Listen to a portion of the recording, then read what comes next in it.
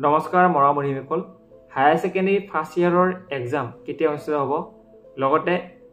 কেতিয়া date declare কৰিব গোটেইখিনি আলোচনা কৰিম আৰু এখন ভুৱা প্ৰচাৰ এখন নোটিছ মানে সকলোতে ভাইৰেল হৈ আছে বহুতো ইউটিউবাৰ দিছে নাম নকওঁ এতিয়া এই ভুৱা প্ৰচাৰখন কোনে বাতৰিখন কোনে শ্বেয়াৰ কৰিছে হেতুও কম লগতে আমাৰ একচুয়ালি অৰিজিনেল যিটো ৰিয়েল ডেট যেটো আজি বৈঠকত মানে কথাখিনি পাতিলে কেতিয়া এক্সাম হ'ব ঠিক আছে এতিয়া প্ৰথম প্ৰশ্নটো হৈছে যে ছাত্ৰজনে আমাক সুধি আছিল এক্সাম কেতিয়া হ'ব যেটো 24 মাৰ্চৰ পৰা 29 মাৰ্চৰ ভিতৰত এক্সাম সম্পূৰ্ণ বাতিল হৈছে কেনসেল ঠিক আছে আৰু বৈঠকত আজি এটা ইংগিত দিছে যে বিহুৰ পিছত এক্সাম অনুষ্ঠিত হ'ব বুলি কৈছে নিশ্চয় তোমালোকে জানা যে 15 এপ্ৰিলৰ পৰা 21 এপ্ৰিলৰ ভিতৰত পাব্লিক হলিডে মানে তোমালোকৰ বহাগ বিহু আৰু বহাগ বিহুত কোনো কাৰণে তোমালোকৰ পৰীক্ষাও নহয় সৰকাৰি বেচৰকাৰি বস্তুবোৰ কি থাকে বন্ধ থাকে এটা 21 তাৰিখৰ হলে এক্সাম যদি হয় 21 তাৰিখৰ পিছত হ'ব ঠিক আছে 21 তাৰিখৰ পিছত তোমালোকৰ হলৱা সেম ডেট আহি যাব 21 ৰ পৰা 30 ৰ ভিতৰত বা 29 ৰ ভিতৰত তোমালোকৰ এক্সামটো অনুষ্ঠিত হ'ব পাৰে ঠিক আছে আৰু এটা কথা কৈছে তেখেতলোকে যে যেহেতু পঞ্চায়ত ইলেকশ্যন অতি শীঘ্ৰে অনুষ্ঠিত হ'ব এই পঞ্চায়ত ইলেকশ্যনৰ কাৰণে কিন্তু তেখেতলোকে এখন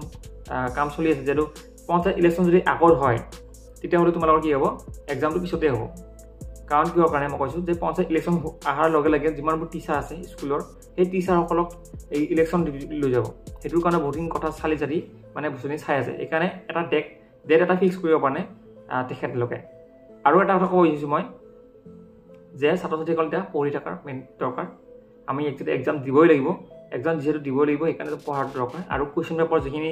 তোমালোকৰ লিক হৈ গৈছিলে গোটেইখিনি কোৱেশ্চন পেপাৰ এই কোৱেশ্চন পেপাৰখিনি এতিয়া কি হৈছে সেন্টাৰলৈ ৰিটাৰ্ণ কৰি লৈ গৈছে মানে য'ত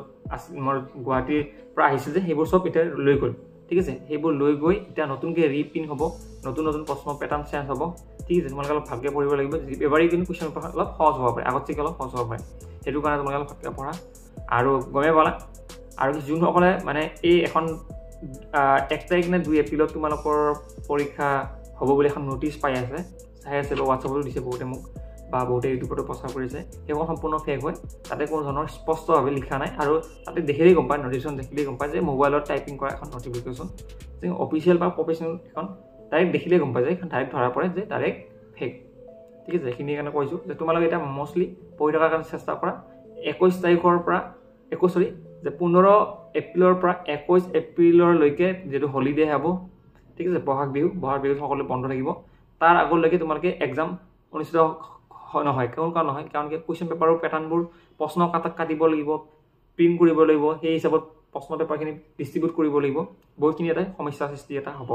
সো হেতুৰ কাৰণে তোমালোকে পঢ়াৰ চেষ্টা কৰা বিহুৰ